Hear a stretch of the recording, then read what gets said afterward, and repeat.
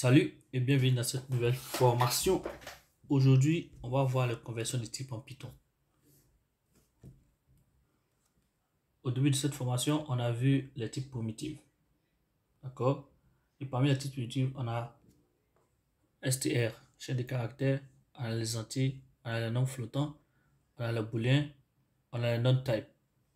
Pourquoi on va avoir le besoin de convertir des types lorsque on veut passer du type chaîne de caractères au type entier?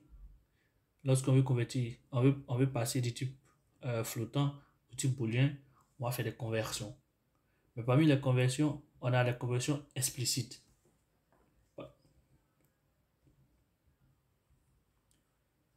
Donc ici, on a un nombre entier. On va convertir une chaîne de caractères à un nombre entier. Ici, on va convertir un nombre flottant à un nombre entier. Et ici, on va convertir une chaîne de caractères à un nombre flottant. Ici, on va convertir un nombre entier à une chaîne de caractères. Voyons ça dans le code maintenant. On va voir le premier exemple. Donc ici, supposons que je veux convertir, je mets le type ici, je vais mettre print comme ça. Et le type ici, je mets chaîne de caractères ici et je mets 2. Ici, j'ai 42, donc je vais mettre 42 pour l'exemple. Ici, et si je veux ce type là, le type de 42 ici, je mets type comme ça et je mets 42 comme ça. Ici, c'est une chaîne de caractères que je mets le type, je lance. Le type, c'est chaîne de caractères ici. Mais supposons que je veux convertir ça, ce chaîne de caractères là, en entier ici. Je vais mettre le mot-clé int comme ça et parenthèse et je vais mettre maintenant ici.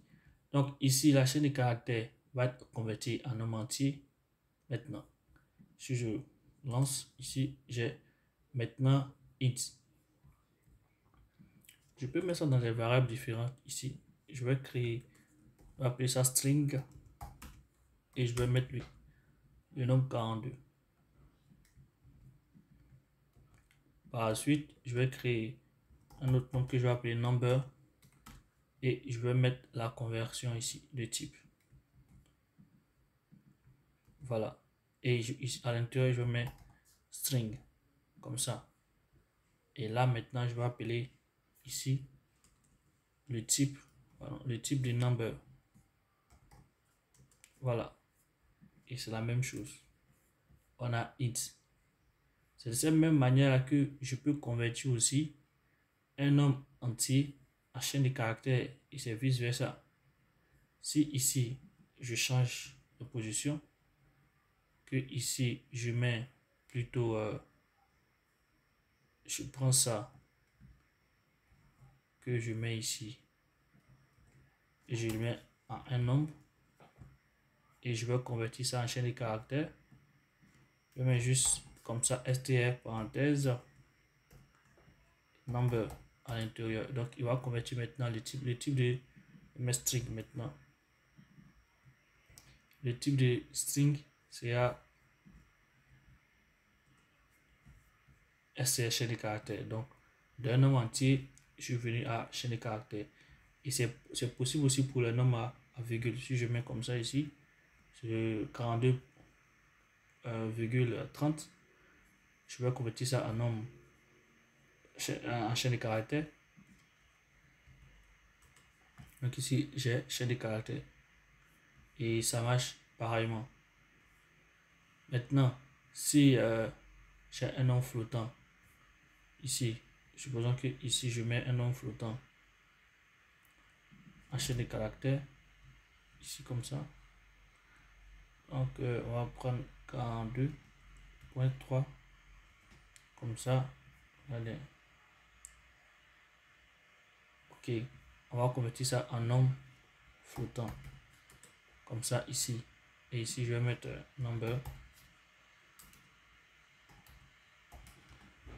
Et je vais juste enlever ça. Bien. Et je vais vérifier le type. Je lance le programme. Je float Donc, on a bien vu qu'on on arrivait à faire la conversion de type. Ça, c'est la conversion de type explicite. Parce que explicitement, on sait en convertir de type, on va obtenir quoi. Mais par ailleurs, on a des types aussi explicites, ou les types étranges. Par exemple, si je prends ça, comment on va calculer une valeur booléenne à une valeur entière. Ils ne sont pas du même type. Donc ici, je fais un point. Je fais un point ici, je vais mettre true plus 1.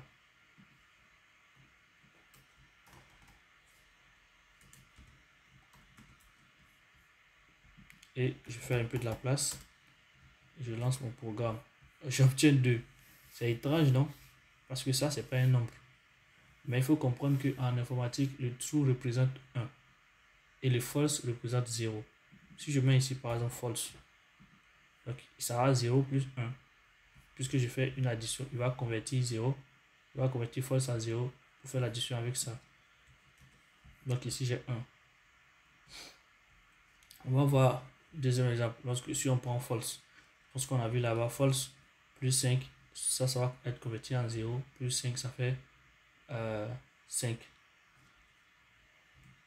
Et maintenant, si je prends 5 plus 1, donc ici, je vais mettre 5, c'est un champ de caractères, comme ça, plus 1, comme ça. C'est normal. C'est normal qu'on ait cette erreur parce que ici, en natif, champ de caractères, on veut faire le calcul avec un nombre entier. C'est pas correct. Ils ne sont pas du même type, donc ça ne marche pas dans ce cas-là. Aussi, lorsque on veut convertir, par exemple, je vais mettre nombre ici et je vais mettre par exemple truc number int et ici je mets hello. Hello ici c'est pas un nombre. Alors, si je veux convertir une chaîne de caractères en nombre entier, il faut que je mette un nombre. Si je mets hello, ça va me retourner une erreur. Donc si j'affiche le nombre ici en print, on va faire ici number. J'ai une erreur. Donc, on dit que invalid literal for int. Parce que ça, c'est pas un nombre. Si on aurait eu 23 comme ça, là, ça serait possible qu'il y ait un nombre. La conversion se fait facilement. Il faut aussi garder ça en tête. Donc, ça sera tout pour cette vidéo. Si vous avez trouvé ce contenu utile, merci de partager, de liker. Ça fait toujours plaisir. Sur ce, je vous dis à bientôt pour une nouvelle vidéo.